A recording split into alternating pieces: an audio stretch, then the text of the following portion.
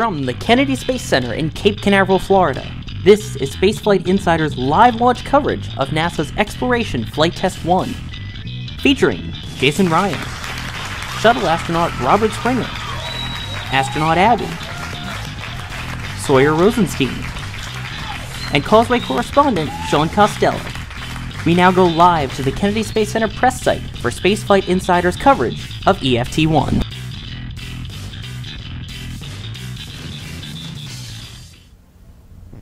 All right, Jason Rhian with Spaceflight Insider. I'm very fortunate to be joined by one Lieutenant Colonel Mike McClure with the United States Air Force. And Lieutenant Colonel McClure is involved with the recovery operations that are going on today, and he's going to tell us a bit about what the United States Air Force is doing to bring Orion back home. LT? Thanks, I appreciate it. Again, Lieutenant Colonel Mike McClure. I'm the commander of the 45th Operations Group, Detachment 3, also known as the Department of Defense Human Spaceflight Support Office. And our team's role is to recover the spacecraft today. So 4.5 hours after launch, whenever that's going to be, it's going to splash down in the Pacific Ocean. It's going to be about 600 miles south of San Diego, or about 200 miles west of the Baja Peninsula. And we have 2 ships on site, the USS Anchorage, which is an amphibious assault ship, and the USNS Salvor, which is a salvage ship. They're both assigned responsibilities for recovery of the spacecraft or other miscellaneous flight hardware. They'll be standing by a couple of miles from the targeted splashdown zone, and they'll immediately deploy small boats and divers, and they'll assess the hazards of the spacecraft to make sure that it's safe for our folks to work around. And they'll, once they determine that it is safe, they'll attach a series of hardware to the spacecraft, and then quite simply they'll attach a long cable with a hook that's connected to a winch, and they'll winch the spacecraft into the deck of this amphibious assault ship. So that's pretty a simplistic definition of what we're doing, but it actually takes about 2 to 2.5 hours to conduct that entire procedure.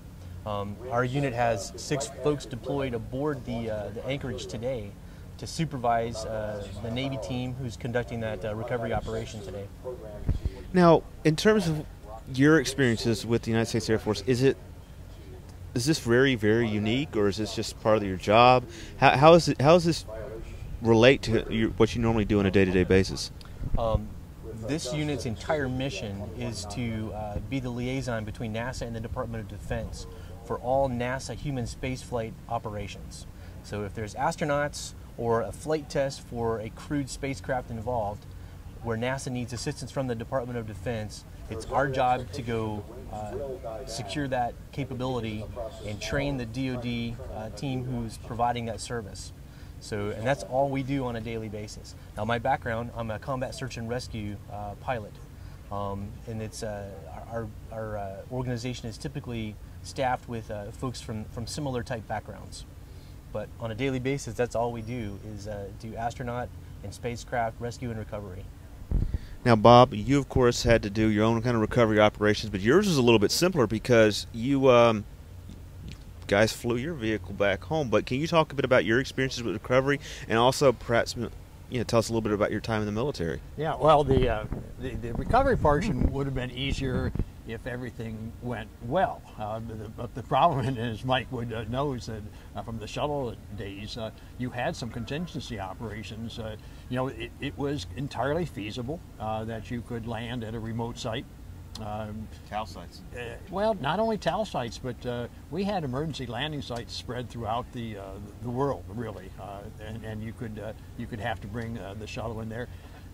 There was a point in time where we looked at the possibility of actually ditching it, if you would, in the water. At the kind of speeds we're talking about, that would have been a risky business. But that was all part of the kinds of things that Mike and that team over time have had to prepare for and be ready to handle, and including even just coming back to the runway. This is the type of thing that we practice from the crew standpoint, is to come back, and if you collapse a landing gear or something like that, you had an accident on the runway, how you get the crew out of the vehicle and all that. It was all part of it. So and it highlights, I think, again, one of the things that we've talked about this morning is there's more to the space flight business than most people ever realize, and this is just another facet of it, that very, very complex, but from the crew standpoint particularly, very important, because it may be, quite honestly, a life or death type situation. The proficiency of Mike and his team in a shuttle type incident could mean the difference of a crew surviving or not surviving. So it's important stuff, and largely gets, sadly enough, I would say, overlooked in the mainstream of things. Absolutely. We have a new T0, ladies and gentlemen, of 7:55. So the flight has slipped back about 50 minutes, but it looks like they're still moving ahead. You know, we do have that's a new T0. Did you say 5.8? Mike Curie is not helping us out. He needs to enunciate better and be more clear. Lieutenant Colonel, you know, the thing I found most impressive is that you guys, of course, you have combat operations that you guys have to support, and you're doing that too, but is the recovery of Orion and some of the operations you guys are doing with NASA, that's not impacting your warfighting capabilities at all, is it?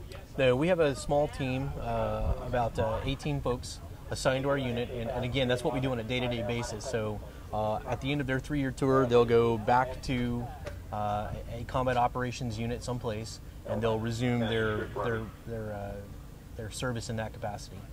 But for the 3 to 4 years that they're assigned to this unit, this is their day-to-day responsibility. So, what is this like for them? It's interleaved with what we're doing, because this is something that we've always done for NASA, is provide this Department of Defense support to the crewed mission. Now, for the men and women that you serve with, this is a treat for them, isn't it? This is something really cool that they get to do compared to what their normal day job is. Absolutely. For those military folks, it's a brief, 2 to 4 year assignment where you get to do something special, something unique that you don't have the opportunity to do on a normal daily basis during the course of one's military career. And we also have some civilian team members who have either served until they retired previously in the military or served for a time, and now they do this full time, and there are long-term subject matter experts who provide continuity within the unit while our military force kind of comes and goes on a rotational basis.